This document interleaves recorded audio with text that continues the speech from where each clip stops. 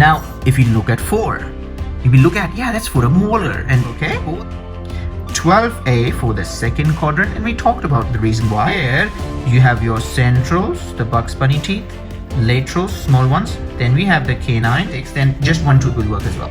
Now, if someone says, I want to do an endo on 3-7, because this clamp is so big, this is the other version of the clamp I was showing you, but these clamps are so big, it holds it together, I would not do anything here. I won't punch here because the canine is missing. It starts to become a bit more stable, this one here. So after the canine, if you think it's going to the second premolar, I will isolate this teeth, don't punch here, go up to the distal of the central.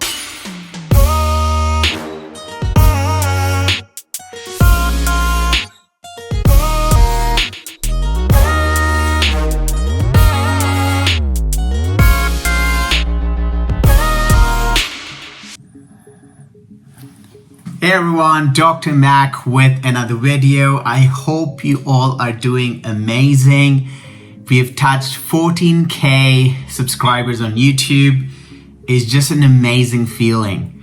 I think it's one of the fastest growing YouTube channel among all the ADC people out there.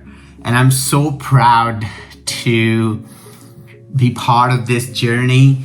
We started with one putty video and it got such amazing feedback from everyone. And after that, I just posted videos here and there. And after like 300 plus different videos, 14K of all of us joining together is just amazing. For all of the new subscribers, my name is Dr. Murtaza Mak. I'm currently based in Melbourne, Australia. I am a cosmetic dentist. I do all type of dentistry. I have my Dr. Mak Dental Academy and drmurtazamak.com. I teach dentists and dental students all around the globe. We have hundreds and hundreds of candidates past ADC under my guidance with my online training, with the on-site training. Now, exclusively, I train a lot of online dentists with my online ADC courses and dental students all around the globe. At the same time, we have a lot of hands-on courses for our aesthetic dentistry and cosmetic dentistry, which I love teaching and love sharing my passion and knowledge. 14K was a big thing, but at the same time, what I realized was some of the most watched videos and where people got a lot of benefit back. We want to put more content out there. So from now onwards, I want you to tell me what more videos which you would like to see in the comments, and I would post more videos. Claws for composite was the most popular. Some of the videos even touched 100K, so it was insane. But the next popular after composite, because we have a lot of composite videos coming through now as well on the channel, you'll see those very soon. Rubber dam was very popular. Now I have 7 to 10 videos in my rubber dam masterclass as part of my skilled OSCE online course and my comprehensive course. I posted one, just an introduction last time. It touched 50K views. Everyone said it was very easy to understand. We gained a lot from it. So I thought I'll introduce part 2 of that video, because I feel like the main thing at the end of the day is about spreading the learning. I want to spread maximum learning out there. If you haven't watched that video first, I'll put the link below. You'll see that on the dialogue here on the side. Watch this video first. And this part 2 of the rubber dam is gonna explain you the basics, which you've already covered in part 1, but will allow you to understand how to plan cases. What happens when ADC asks you, or even in your general clinic, as even if you're dental students in your dental school equivalency exams or competency exams, if they ask you that, you have to do an endo on 4-6, what protocol to follow? In ADC exams, when they ask you to do a central incisor and you have a missing lateral, what protocols to follow? This video covers some part of that as well. So it's gonna be a great conjunction video, and I feel like you all will gain a lot. So I wish you all the best. Watch the part 2. If you haven't watched part 1, please go watch that first.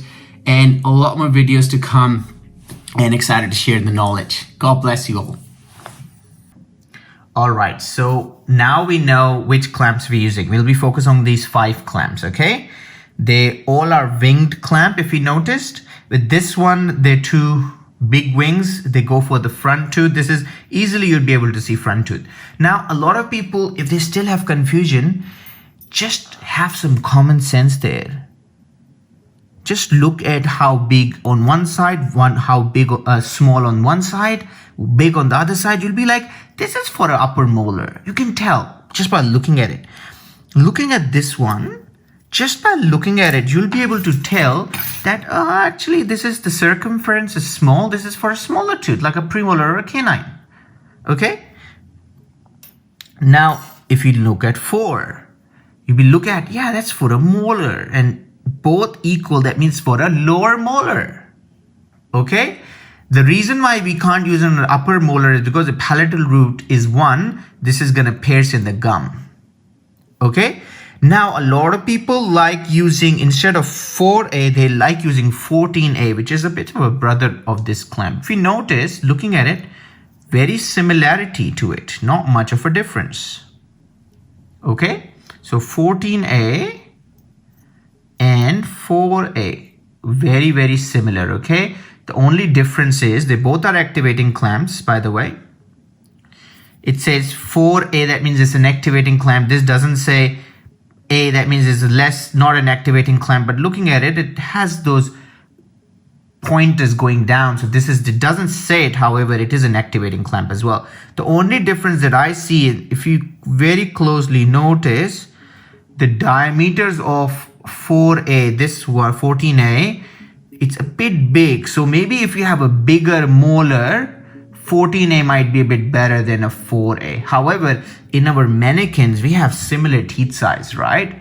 That's why I was like, don't confuse yourself too much with so many clamps. Either you focus on a 14A, either a 4A. They both do the same thing. And that's why you'll be seeing 6 clamps here rather than when I was saying 4. So 13A for the first quadrant, okay? 12A for the second quadrant, and we talked about the reason why. This is mostly for an anterior tooth, okay? Like that. All right. Then we talk about premolars, canines, this clamp, all right? Then we say 14A or 4A, that goes to the bottom teeth like this. Okay, so now we know what the clamps are. Okay, we also know what the design is, and just quickly recap it. Okay, so if we have this quadrant here, you have your centrals, the Bugs Bunny teeth, laterals, small ones, then we have the canine. Okay, then we have premolar, premolar, premolar, premolar, big molar, big molar, big molar, big molar.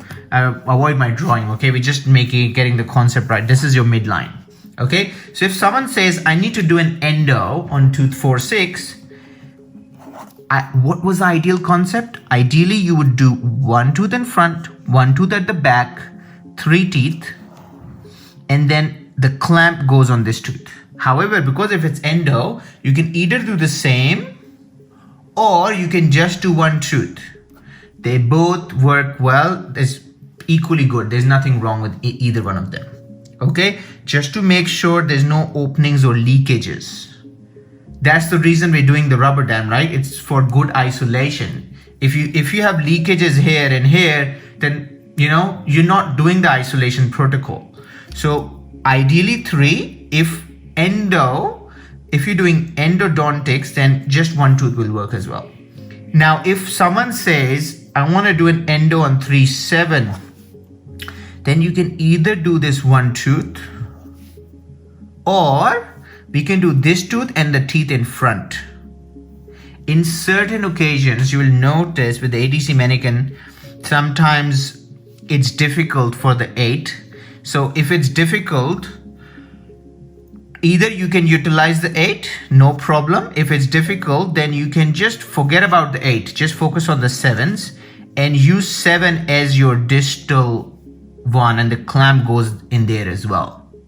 Okay, if you're talking about 3, 6, then it makes your life easy. Clamp on the 7, utilize the tooth in front, we work on this tooth. However, if it's 3, 7, then this just acts as your distal tooth, and instead of 3 teeth, we just utilize 2 teeth, if it makes sense. Okay, now when it says, I want something done on the lateral incisor, a restoration. So ideally, what you could do is you could do from canine to canine, make it stable.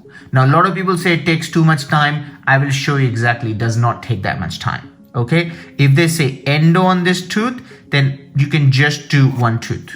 Because this clamp is so big, this is the other version of the clamp I was showing you, but these clamps are so big, it holds it together, and then it's a bit more on the stable side, so you don't have to worry.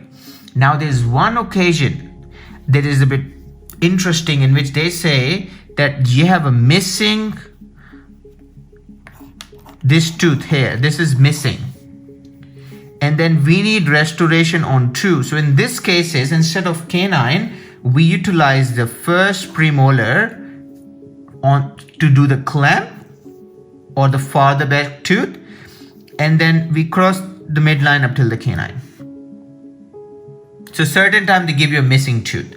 Now the only difference to that would be that when I'm punching it, what I would do is I would do the central, I would do the lateral, okay? I would not do anything here. I won't punch here because the canine is missing. And then I would go 4 and punch here as well. So when I am doing my punches, I will not punch on the 3 because the 3 is missing. What happens if you end up punching 3, the canine, which if it's missing, there's an open hole now. What happens, the open hole, saliva is going to come in and out. So that means you're not doing the isolation protocol, because if the saliva can go in and out. So in certain times, if they tell you that, let's do one more here. If they tell you that central, lateral, and then you have the canine, premolar,